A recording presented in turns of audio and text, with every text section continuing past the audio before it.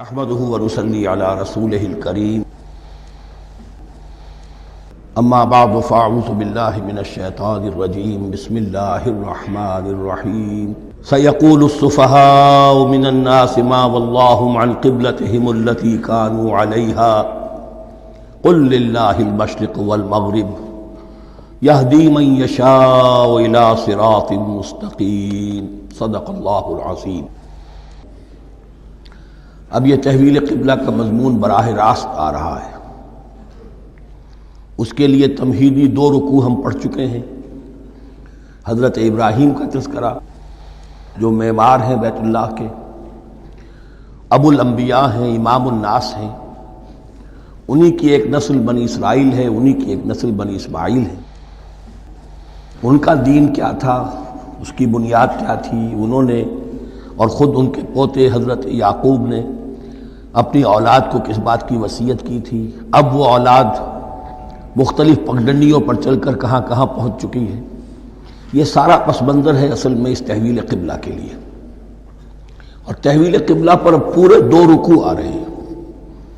اس سے بسا اوقات یہ خیال پیدا ہوتا ہے، میرے ذہن میں بھی کبھی ہوتا تھا کہ یہ ایسی بڑی بات کیا تھی جس کے لیے قرآن مجید نے اتنے شد و مد کے ساتھ اور اس قدر تفصیل کے ساتھ بلکہ تکرار کے ساتھ بات کی۔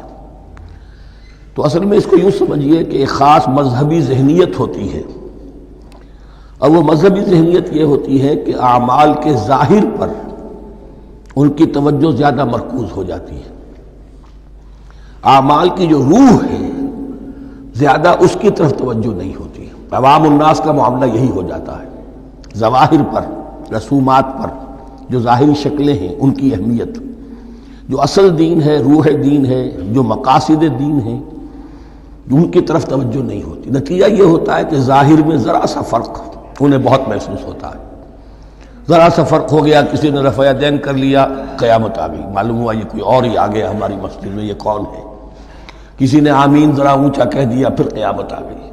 یہ ساری چیزیں جو یہ خاص ایک ذہنیت ہوتی ہے، اس ذہنیت کے پس منظر میں یہ مسئلہ چھوٹا نہیں تھا۔ ایک تو یہ کہ جو قبائلی اور قومی پس منظر تھا اس کے حوالے سے سمجھیے، مکے میں جو لوگ ایمان لائے، ظاہر بات ہے ان سب کو عقیدت تھی خانہ کعبہ کے ساتھ، خود حضور کو تھی۔ آپ روتے ہوئے نکلے ہیں اور آپ نے یہ فرمایا تھا کہ اے کعبہ مجھے تجھ سے بڑی محبت ہے، لیکن تیرے یہاں کے رہنے والے مجھے یہاں رہنے نہیں دیتے۔ پھر یہ کہ وہ جو عقیدت اور محبت تھی وہ تمام اور مسلمانوں کے دلوں میں بھی تھی۔ مدینے میں آ کر آپ نے رخ بدل دیا۔ جب تک مکے میں تھے معلوم ہوتا ہے کہ حضور جب کھڑے ہوتے تھے نماز کے لیے تو آپ اس طرح کھڑے ہوتے تھے کہ بیک وقت استقبال قبلتین ہو جاتا تھا، یعنی جو جنوبی دیوار ہے، ایک طرف وہ کونا ہے جس میں حجر اسود ہے، اور دوسری طرف وہ یمانی ہے، رکن یمانی جو یمن کی طرف ہے، جنوب کی طرف ہے۔ ادھر کوئی شخص کھڑا ہوگا اور وہیں پر انہی کے درمیان جو ہے جب طواف کیا جاتا ہے تو دعا مانگی جاتی ہے، ربنا آتنا فی الدنیا حسنۃ وفی الآخرۃ حسنۃ وقنا عذاب النار۔ باقی پورے طواف میں آپ جو چاہیں دعا مانگے، لیکن یہاں یہ دعا ہے خاص۔ اب اگر کوئی شخص ادھر کھڑا ہو کر نماز پڑھ رہا ہے تو کعبہ تو سامنے ہے ہی، ٹھیک سیدھ میں یروشلم بھی ہے۔ استقبال القبلتین، ایک ہی وقت میں 2 قبلوں کی طرف رخ ہو گیا۔ مدینہ میں آ کر معاملہ بدل گیا، مدینہ درمیان میں ہے، مکہ مکرمہ اس کے جنوب میں ہے اور یروشلم اس کے شمال میں ہے۔ اب جنوب کی طرف رخ کریں گے تو پیٹھ ہوگی یروشلم کی طرف، یروشلم کی طرف رخ کریں گے تو پیٹھ ہوگی کعبے کی طرف۔ اس میں امتحان ہو گیا ان لوگوں کا جو ایمان لائے تھے کہ آیا وہ محمد الرسول اللہ صلی اللہ علیہ وسلم کے فرمان کی پیروی کرتے ہیں یا اپنی پرانی عقیدتوں اور اپنی پرانی جو روایات ہیں ان کو زیادہ اہمیت دیتے ہیں۔ اللہ کا شکر ہے جو لوگ مکے سے آئے تھے ان کی اتنی تربیت ہو چکی تھی کہ ان میں سے کسی کے لیے کوئی مسئلہ پیدا نہیں ہوا۔ اقبال کا وہ مصرع پھر سنا رہا ہوں، بمصطفیٰ برساں خیش را کے دی ہموست اگر بہو نہ رسیدی تمام بولہ بیست۔ حالانکہ قرآن مجید میں کہیں منقول نہیں ہے کہ اللہ نے حکم دیا تھا، ہو سکتا ہے اللہ نے حضور کو وحی خفی کے ذریعے سے حکم دیا ہو، لیکن وحی جلی میں کہیں نہیں ہے کہ آپ کو حکم دیا گیا ہو کہ اب یروشلم کی طرف رخ کر کے نماز پڑھیے۔ یہ امتحان ہو گیا کہ رسول کا اتباع کتنا کچھ ہے۔ اب جب یہ حکم آیا، اب امتحان ہو گیا جو مدینے میں رہنے والے جو ایمان لائے تھے ان کا، اس لیے کہ یہاں یہودی بھی تھے، بعض ان میں سے ایمان لائے۔ عبداللہ ابن سلام رضی اللہ تعالیٰ عنہ تھے، ان کو علماء میں سے تھے، لیکن جو اور دوسرے لوگ تھے وہ بھی زیر اثر تھے یہود کے علماء کے، ان کے دل میں بھی یروشلم کی عظمت تھی۔ اب جب انہیں رخ کرنا پڑا تو یہ ان کے ایمان کا امتحان ہو گیا۔ تو یہ بڑا امتحان تھا اس میں کہ جو سب کے لیے مثبت تھا، اور مسلمانوں میں سے بعض لوگوں کے دلوں میں یہ خیال بھی پیدا ہوا ہوگا اگر اصل قبلہ یہ تھا تو ہم نے اب تک جو نمازیں پڑھی ہیں وہ تو پھر ہم نے غلط اس پر پڑھی۔ ہماری اتنی سالوں کی، کسی کو ایمان لائے وہ 10 برس ہو گئے، ہماری ان نمازوں کا کیا بنے گا؟ وہ نمازیں ضائع ہو گئیں تو نماز تو ایمان کا رکن رکین ہے، تو بڑی تشویش پیدا ہو گئی۔ اس کے ساتھ ہی ایک مسئلہ یہ پیدا ہوا سیاسی اعتبار سے کہ یہود اب تک تو یہ سمجھ رہے تھے کہ حضور نے اور مسلمانوں نے ہمارا قبلہ اختیار کر لیا ہے، تو گویا کہ ہمارے کیمپ فالوورز ہیں، ہمارا تو انہوں نے اتباع کیا ہے، لہذا ہمیں کوئی خاص اندیشہ نہیں ان کی طرف سے۔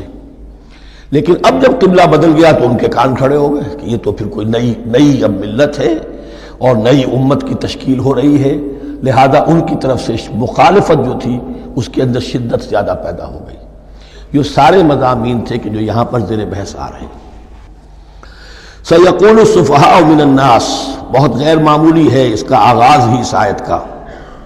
ان قریب کہیں گے لوگوں میں سے احمق اور بے وقوف لوگ، ما وَلَّاهُمْ عَنْ قِبْلَتِهِمُ الَّتِي كَانُوا عَلَيْهَا، کس چیز نے پھیر دیا انہیں اس قبلے سے کہ جس پر یہ تھے۔ یعنی یہ 16 مہینے نماز پڑھی ہے بیت المقدس کی طرف رخ کر کے، یروشلم کی طرف، اب کس چیز نے پھیر دیا انہیں؟ قُلْ لِلَّهِ الْمَشْرِقُ وَالْمَغْرِبُ، دیکھیے وہی الفاظ جو 14ویں رکوع میں آئے تھے جو تمہید بن رہے تھے، کہہ دیجئے کہ اللہ ہی کے لیے ہے مشرق اور مغرب۔ گویا کہ شمال اور جنوب، مشرق و مغرب، شمال و جنوب، محاورے میں مشرق و مغرب زیادہ استعمال ہوتا ہے، سب اللہ کے ہیں، اللہ کسی سمت میں محدود نہیں ہے۔ یہدی من یشاء الی صراط مستقیم، وہ جس کو چاہتا ہے سیدھے راستے کی طرف ہدایت دے دیتا ہے۔ وَكَذَلِكَ جَعَلْنَاكُمْ، اب یہ خاص بات کہی جا رہی ہے، اے مسلمانوں تم اس تحویل قبلہ کو معمولی بات نہ سمجھو، یہ علامت ہے اس بات کی کہ اب تمہیں وہ حیثیت حاصل ہو گئی۔ وَكَذَلِكَ جَعَلْنَاكُمْ أُمَّةً وَسَطًا لِتَكُونُوا شُهَدَاءَ عَلَى النَّاسِ وَيَكُونَ الرَّسُولُ عَلَيْكُمْ شَهِيدًا، اب تمہارا فرض منصب یہ ہے کہ رسول نے جس دین کی گواہی تم پر دی ہے اپنے عمل سے، اپنے قول سے، اسی دین کی گواہی تمہیں دینی ہے اپنے قول سے اور اپنے عمل سے پوری نوع انسانی پر۔ اب تم لنک بن گئے ہو۔ اب تک نبوت کا سلسلہ جاری تھا، ایک نبی کی تعلیم ختم ہوئی، بگڑ گئی، تحریف ہو گئی، غائب ہو گئی، دوسرا نبی آ گیا، پھر کچھ تیسرا آ گیا، چلے آ رہے۔ لہذا ہر دور کے اندر اب وہ جو معاملہ تھا تسلسل کے ساتھ چل رہا تھا، اب یہاں نبوت ختم ہو رہی ہے محمد رسول اللہ صلی اللہ علیہ وسلم پر، تو نوع انسانی تو ختم نہیں ہو رہی، ابھی قیامت تو نہیں آئی ہے۔ اب آگے لوگوں کو تبلیغ کرنا، ان تک دین پہنچانا، ان پر حجت قائم کرنا، ان کا احقاق حق اور ابطال باطل کا فریضہ سر انجام دینا، یہ کون کرے گا؟ تو پہلے تو ہمیشہ اللہ کی طرف سے وہی جبریل لائے اور نبی کے پاس آ گئے، نبی نے لوگوں کو سکھا دیا۔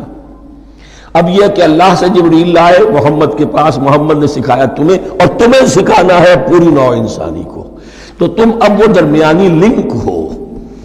وَكَذَلِكَ جَعَلْنَاكُمْ أُمَّةً وَسَطًا لِتَكُونُوا شُهَدَاءَ عَلَى النَّاسِ وَيَكُونَ الرَّسُولُ عَلَيْكُمْ شَهِيدًا۔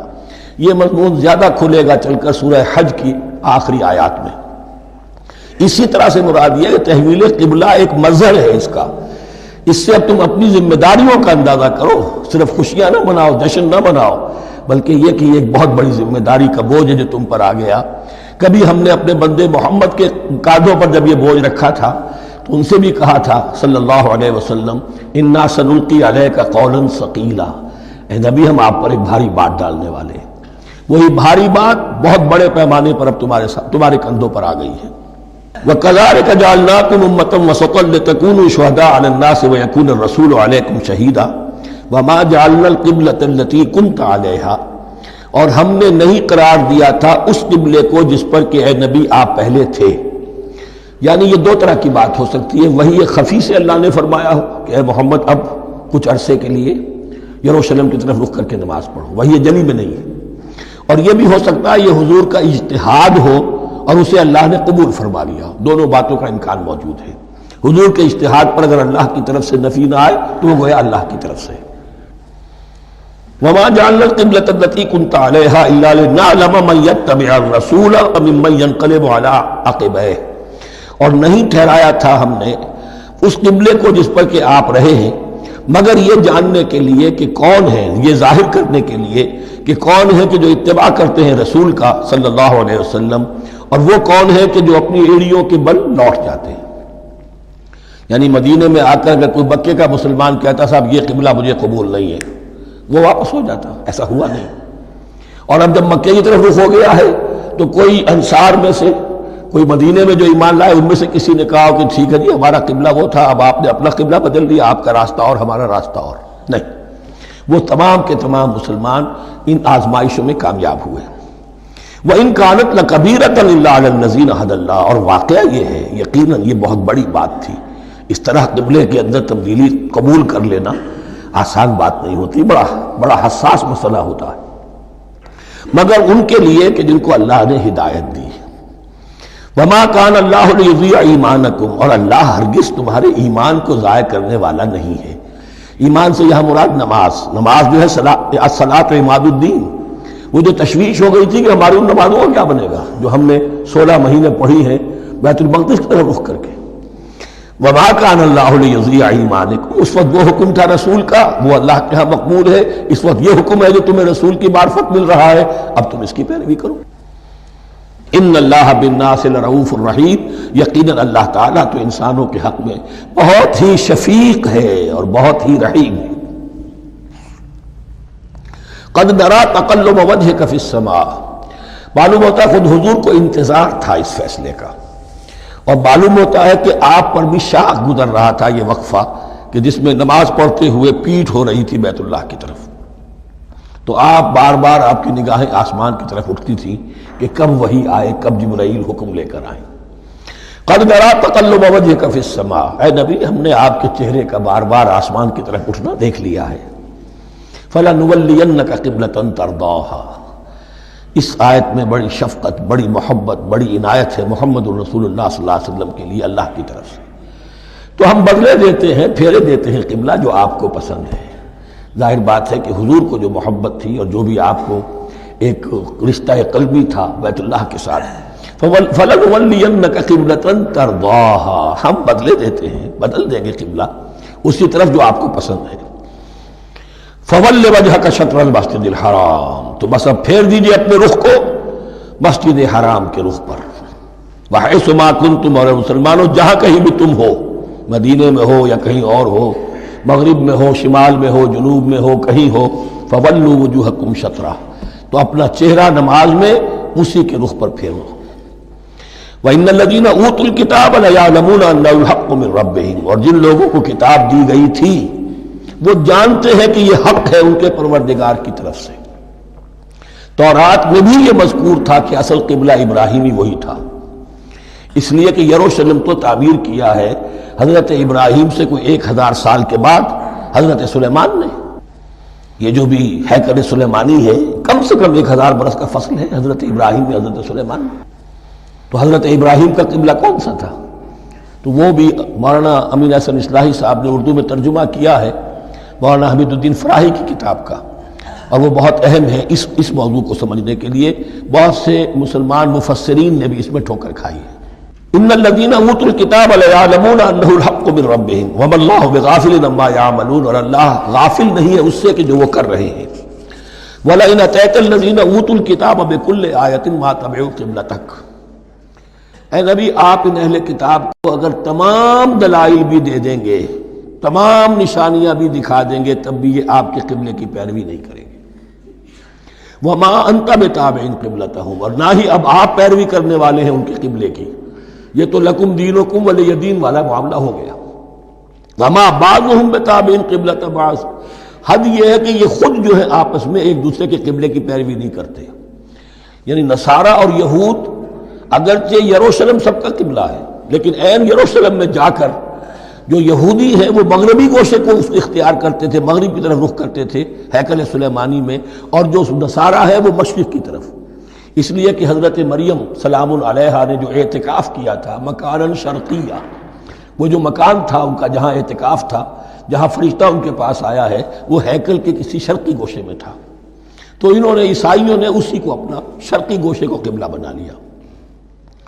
وَلَئِنِ اتَّبَعْتَ أَهْوَاءَهُمْ، اور اے نبی اگر بالفرض آپ نے ان کی خواہشات کی پیروی کی، من بعد ما جاءك من العلم، اس کے بعد کہ آپ کے پاس العلم صحیح علم آ چکا ہے، انك اذا لمن الظالمین، تو آپ بھی پھر ظلم کرنے والوں میں سے ہو جائیں گے، معاذ اللہ۔